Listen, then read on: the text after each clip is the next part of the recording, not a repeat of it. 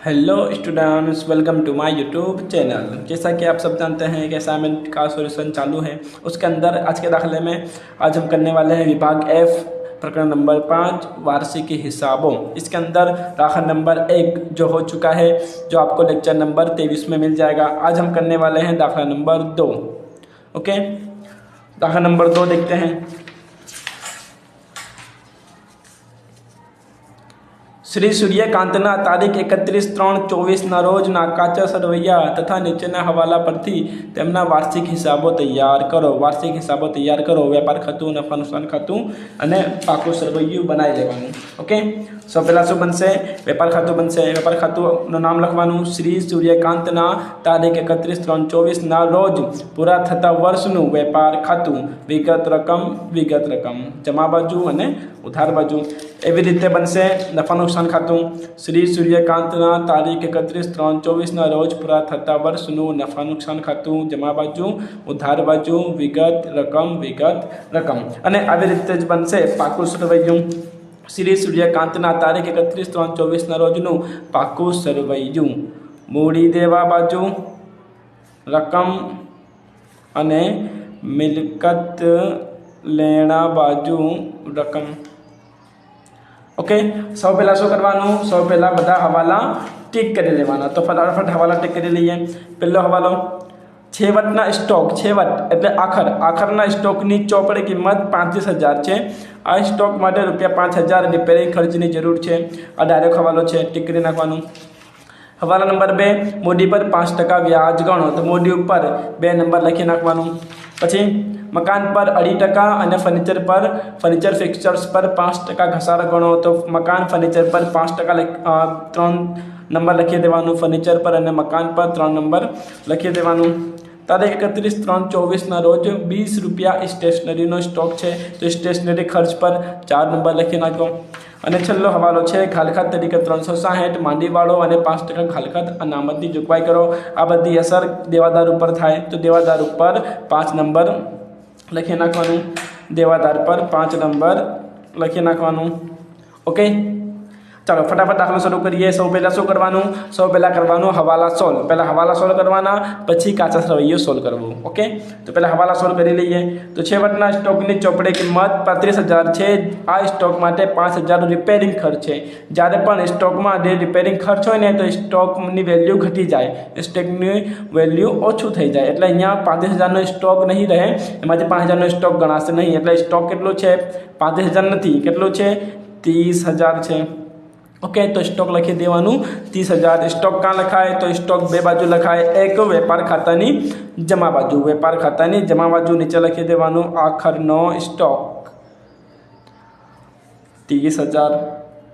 Okay, અને બીજી અસર થશે પાકા સરવૈયામાં મિલકત લેણા બાજુ નીચે બાજુ લખી દેવાનું આખરી સ્ટોક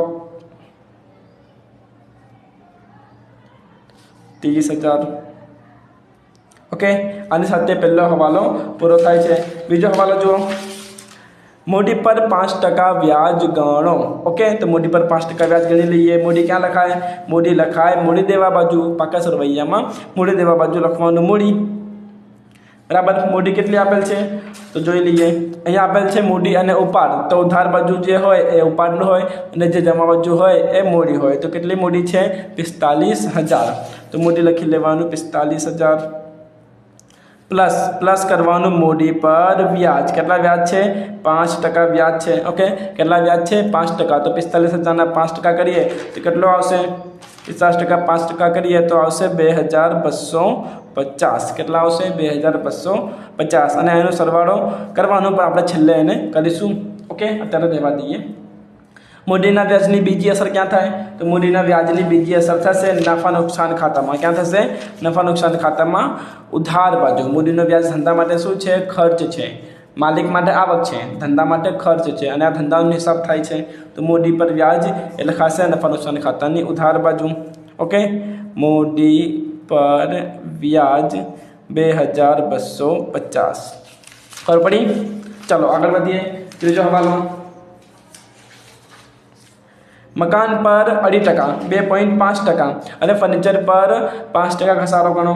तो लखी देवानुं क्या लखवानुं मिलकत नाणा बाजू पाका सरवैयामां मिलकत नाणा बाजू लखवानुं जो लखवानुं मकान धंधानुं मकान मकान केटलुं आपेल छे तो मकान आपेल छे 40,000 ओके लखी देवानुं 40,000 40,000 केटला घसारा है तो लखवानुं माइनस घसारो कौंसमां 2.5% 2.5% एटले 2.5% केटलुं थाय ए थाय 1,000 रुपया ओके करी लेजो कैल्सीनी अंदर रकम वधशे 39,000 पछी फर्निचर पण आपेल छे तो लखी दईए फर्निचर अने फिक्चर्स फर्निचर फिक्चर्स केटला आपेल छे तो फर्निचर अने फिक्चर्स आपेल छे 5,000 रुपया केटला आपेल छे 5,000 रुपया तो 5,000 लखी लईए माइनस घसारो घसारो केटला गणवाना छे तो 5% तो 5,000 ने 5% करो तो केटलो आवशे तो आवशे 250 ओके केटलो वधशे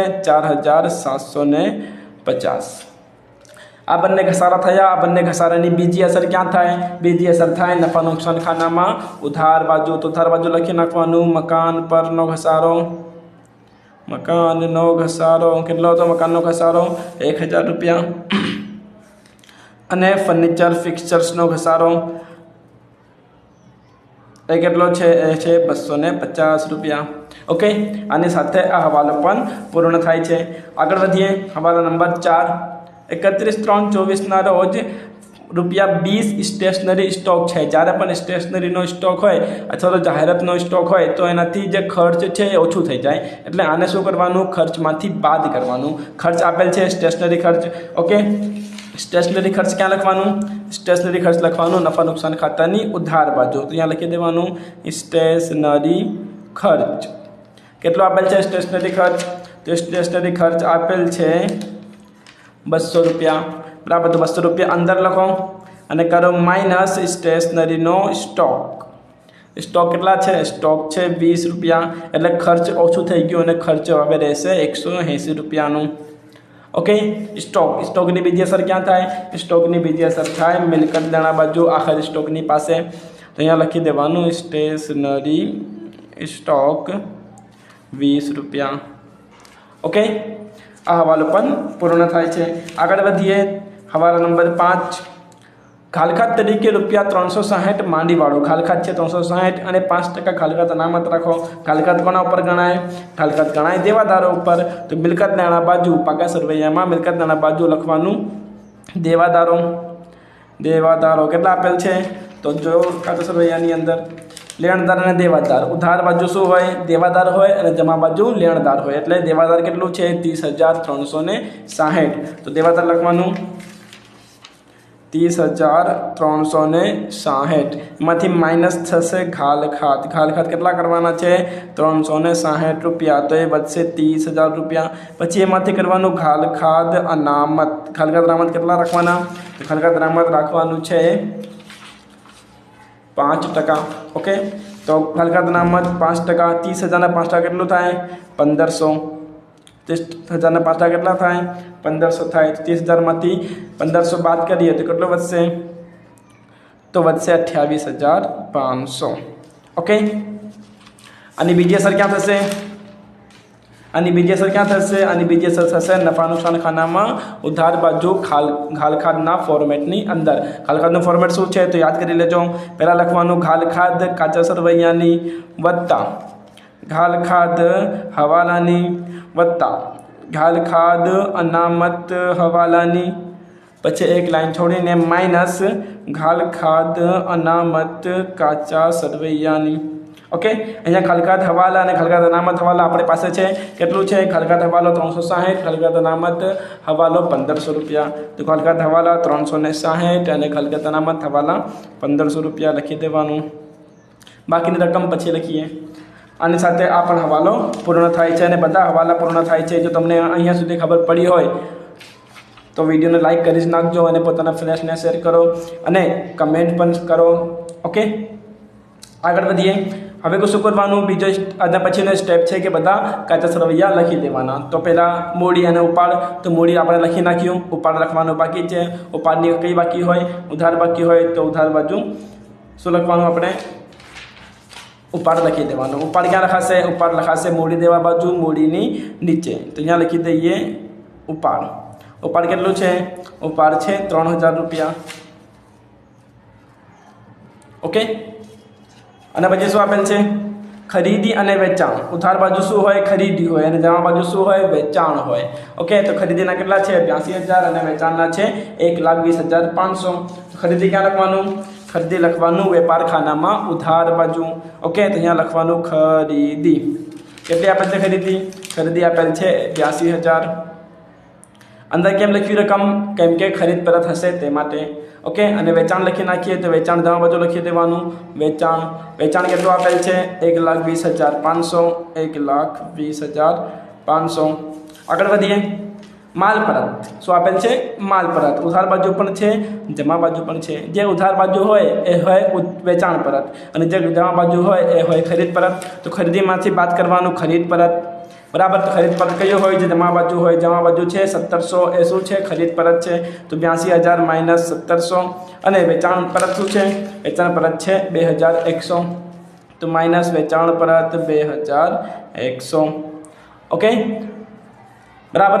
આગળ વધીએ. પ્રોવિડન્ટ ફંડ અને પ્રોવિડન્ટ ફંડના રોકાણો. ગયા લેક્ચરમાં પણ ગયા દાખલામાં પણ આ આવ્યો હતો. બરાબર. પ્રોવિડન્ટ ફંડ શું છે? દેવું છે. ક્યાં લખાશે? મૂડી દેવા બાજુ. અને રોકાણ શું છે? એ મિલકત છે. લખાશે મિલકત નાણા બાજુ. જે ઉધાર બાજુ છે એ રોકાણ છે અને જે જમા બાજુ છે એ પીએફ છે. તો ક્યાં લખવાનું? પાકા સરવૈયામાં લખવાનું. પાકા સરવૈયામાં મૂડી દેવા બાજુ શું લખાશે? Provident fund. પ્રોવિડન્ટ ફંડની કઈ બાકી હશે? પ્રોવિડન્ટ ફંડની જમા બાકી હશે. જમા બાજુ કેટલી રકમ છે? 13,000 રૂપિયા. તો પ્રોવિડન્ટ ફંડમાં લખી નાખવાનું 13,000 રૂપિયા. ઓકે. પછી ઉધાર બાજુ શું છે? રોકાણ છે. તો એ ક્યાં લખાશે? મિલકત નાણા બાજુ લખાશે. મિલકતોને નીચે લખી દેવાનું પ્રોવિડન્ટ ફંડમાં રોકાણો. કેટલા છે રોકાણ? રોકાણ છે 12,000 રૂપિયા. ઓકે, આગળ વધીએ. પ્રોવિડન્ટ ફંડમાં ફાળો. ફાળો એ શું છે? ધંધાનો ખર્ચ છે. ફાળો ક્યાં લખાશે? ફાળો લખાશે નફા નુકસાન ખાતામાં ઉધાર બાજુ. અહીંયા લખી દેવાનું પ્રોવિડન્ટ ફંડમાં ફાળો. ઓકે, કેટલું ફાળો છે? તો ફાળો છે 1,100 રૂપિયા. 1,100 રૂપિયા. ઓકે, એના પછી સ્ટોક 1/4/2023. 1/4 જ્યારે પણ 1/4 હોય એને શરૂનો સ્ટોક કહેવાય. ઓકે, આ શું છે? શરૂનો સ્ટોક છે. શરૂનો સ્ટોક ક્યાં લખાય? શરૂનો સ્ટોક લખાય વેપાર ખાતામાં ઉધાર બાજુ. પહેલી લાઈનમાં લખી દેવાનું શરૂઆતનો સ્ટોક. શરૂઆતનો સ્ટોક કેટલો આપેલ છે? 18,000. ઓકે, આગળ વધીએ. ફર્નિચર ફિક્સર્સ થઈ ગયું છે. ધંધાનું મકાન થઈ ગયું છે. લેણદાર દેવાદાર. એમાંથી દેવાદાર થઈ ગયું છે. લેણદાર બાકી છે. લેણદાર ક્યાં લખાય? લેણદાર લખાય પાકા સરવૈયામાં મૂડી દેવા બાજુ. લેણદારો કેટલા આપેલ છે? લેણદારની જમા બાકી હોય. જમા બાજુ છે 41,000 રૂપિયા. તો લેણદારોમાં 41,000. ઓકે, પછી આપેલ છે વટાવ. વટાવની પણ બધી બાકી છે. ઉધાર પણ છે, જમા પણ છે. તો જે ઉધાર બાકી હોય એને ઉધાર બાજુ લખવાનું અને જે જમા બાકી હોય એ જમા બાજુ લખવાનું. ઉધાર બાકી એ આપેલ વટાવ છે. જમા બાકી એ મળેલ વટાવ છે. ઓકે, તો નફા નુકસાન ખાતામાં ઉધાર બાજુ આપેલ વટાવ કેટલું છે? ઉધાર બાજુ. ઉધાર બાજુ છે 500 અને નફા નુકસાન ખાતામાં જમા બાજુ મળેલ વટાવ. મળેલ વટાવ કેટલું છે? મળેલ વટાવ છે 300 રૂપિયા. આગળ વધીએ. સ્ટેશનરી ખર્ચ એની અસર થઈ ગઈ. સામાન્ય ખર્ચા. ખર્ચા ક્યાં લખાય? નફા નુકસાન ખાતામાં ઉધાર બાજુ. તો સામાન્ય ખર્ચા. સામાન્ય ખર્ચા કેટલા છે? 11,200 રૂપિયા. ઓકે, એના પછી પગાર. પગાર પણ ક્યાં લખાય? નફા નુકસાન ખાતામાં ઉધાર બાજુ. કેટલા આપેલ છે પગાર? પગાર આપેલ છે 18,000 રૂપિયા. એના પછી આવક માલ ગાળા પડું. આવક માલ ગાળા પડું શું છે? ધંધાનું ખર્ચ છે. ક્યાં લખાય? નફા નુકસાનમાં નહીં, વેપાર ખાતામાં લખાય. ક્યાં લખાય? વેપાર ખાતામાં લખાય. કેમ? કેમ કે આ ખરીદીને લગતા ખર્ચા છે. ખરીદીને લગતા ખર્ચા વેપાર ખાતામાં લખવાનું. ઓકે, તો આવક માલ ગાડા ભાડું. શોર્ટમાં આમાં ગાભા લખી શકો છો. આવક માલ ગાડા ભાડું છે 300 રૂપિયા. ઓકે, છેલ્લે આપેલ છે ખાલખાદ અનામત. ખાલખાદ અને ખાલખાદ અનામત 240 અને 2500. જે ઉધાર બાજુ હોય એ ખાલખાદ હોય અને જે જમા બાજુ હોય એ ખાલખાદ અનામત હોય. ઓકે, તો આપણે જે ફોર્મેટ છે એમાં લખી દેવાનું ખાલખાત કાચા સરવૈયાની કેટલી છે 240 રૂપિયા અને ખાલખાત હવાલાની કેટલી છે ખાલખાત અનામત કાચા સરવૈયા કેટલું છે 2500 રૂપિયા તો અહીંયા ખાલખાત અનામત કાચા સરવૈયામાં 2500 રૂપિયા આ ત્રણનો સરવાળો કરો અને આમાંથી એને બાદ કરો સરવાળો કરી લઈએ 240 + 360 અને 1500 તો એ કેટલું થશે એ થશે 2100 કેટલું થશે 2100 300 ને 300 600 ને 2100 અને 2100 - 2500 કરીએ તો કેટલું આવશે એ આવશે -400 કેટલું આવશે -400 જ્યારે પણ -400 આવે અહીંયા માઇનસ આવે તો એને ક્યાં લખવાનું સામે બાજુ લખી દેવાનું બરાબર હવે આ રકમ જે છે બહાર નહીં લખવાનું આ રકમ નીચે લખી દેવાનું -400 કરીને અને રકમ જે છે સામે બાજુ તો લખવાનું ખાલખાદ અનામત સામેથી લાવ્યા કેટલા લાવ્યા 400 રૂપિયા જ્યારે પણ માઇનસ રકમ હોય ત્યારે આવું કરી શકાય ઓકે આની સાથે બધા એન્ટ્રી બધી રકમ લખાઈ ગઈ છે હવે શું કરવાનું હવે કરવાનું સરવાળા અને બાદબાકી અને બધી બાકીઓ શોધવાની સૌપ્રથમ શું કરવાનું વેપાર ખાતું બંધ કરવાનું ઓકે તો ચલો ફટાફટ આપણે સરવાળો કરી લઈએ બાદબાકી કરી લઈએ ચાલો તો ખરીદીમાંથી ખરીદ પરત બાદ કરીએ તો શું આવશે તો આવશે 80,300 ઓકે અને વેચાણમાંથી વેચાણ પરત બાદ કરીએ તો એ કેટલું આવશે એ આવશે 1,18,400 બરાબર હવે જમા બાજુ વેપાર ખાતાની જમા બાજુનો સરવાળો કરી નાખીએ 1,18,400 + 30,000 તો શું આન્સર આવશે તો આન્સર આવશે 1,48,400 ઓકે અને અહીંયા લખી લખવાનું ઉધાર બાજુ 1,48,400 પછી એમાંથી બાદબાકી કરી નાખવાનું -300 -8300 -18,000 તો રકમ આવશે 49,800 આ શું મળી ગયું આ મળી ગયું કાચો નફો શું મળ્યો કાચો નફો ઓકે આ રકમ ક્યાં જશે આ રકમ જશે નફા નુકસાન ખાતામાં ઉધાર નહીં જમા બાજુ અહીંયા ઉધાર બાજુ હોય તો નફા નુકસાન ખાતામાં જમા બાજુ જાય તો નફા નુકસાન ખાતામાં જમા બાજુ લખવાનું શું લખવાનું કાચો નફો ઓકે કાચો નફો કેટલો આવ્યો 49,800 હવે કાચા નફાનો સરવાળો કરીએ બરાબર જમા બાજુ તો ચાલો જમા બાજુનો સરવાળો કરી લઈએ 49,800 + 300 + 400 તો કેટલો આવશે તો આવશે 50,500 કેટલો આવશે 50,500 ઓકે 50,500 જમા બાજુ લખો અને એ જ રકમ ઉધાર બાજુ પણ લખી નાખો એમાંથી બાદબાકી કરો 50,500 - 18,000 - 11,200 - 500 - 1100 -180 - 250 - 1,000 - 22,25 તો આન્સર આવશે 16,020 કેટલો આવશે 16,020 આ શું મળી ગયું આ મળી ગયું ચોખ્ખો નફો શું મળી ગયું ચોખ્ખો નફો ઓકે આ ચોખ્ખો નફો ક્યાં લઈ જવાનું આ ચોખ્ખો નફો લઈ જવાનું પાકા સરવૈયામાં મૂડી દેવા બાજુ મૂડીમાં પ્લસ શું કરવાનું મૂડીમાં ઉમેરી દેવાનું બરાબર એટલે મૂડી પ્લસ ગાય હતો અને પ્લસ કરી નાખો ચોખ્ખો નફો બરાબર ચોખ્ખો નફો કેટલો આવ્યું એ આવ્યું 16,020 રૂપિયા 16,020 રૂપિયા અને શું કરો ત્રણનો સરવાળો કરી નાખીએ 45,000 + 22,50 + 16,020 ચાલો તો સરવાળો કરી નાખીએ 45,000 + 22,50 + 16,020 તો સરવાળો આવશે 43,63,270 એમાંથી શું કરવાનું ઉપાધિ રકમ માઇનસ કરી નાખવાની આ રકમ અહીંયા લખી આગળ લાવ્યો અને આમાં બંને શું થશે બાદબાકી થશે 63,270 - 3,000 તો બાદબાકી કેટલી આવશે બાદબાકી આવશે 60,270 ઓકે હવે મૂડી દેવા બાજુ બંધ કરી નાખીએ 60,270 + 13,000 + 41,000 તો આન્સર આવશે 1,14,270 1,14,270 મૂડી દેવા બાજુનો સરવાળો થાય છે હવે મિલકત દેવા બાજુનો પણ ચેક કરી લઈએ 39,000 + 47,50 + 12,000 + 28,500 + 30,000 + 20 રૂપિયા તો આનો પણ સરવાળો સેમ આવે છે 1,14,270 બંને બાજુનો રકમ સરભર થાય છે એટલે કે આપણો દાખલો સાચો છે બરોબર છે પરફેક્ટ છે ઓકે આની સાથે વાર્ષિક હિસાબનો દાખલા નંબર 2 પૂર્ણ થાય છે તમને કાંઈ પણ પ્રશ્ન હોય કન્ફ્યુઝન હોય ડાઉટ હોય તો મને કમેન્ટમાં બિંદાસ પૂછી શકો છો બરાબર અને લાઈક કર્યા વગર જતા નહીં પોતાના ફ્રેન્ડ્સને શેર કરો અને સબસ્ક્રાઈબ પર કરો થેન્ક્સ ફોર વોચિંગ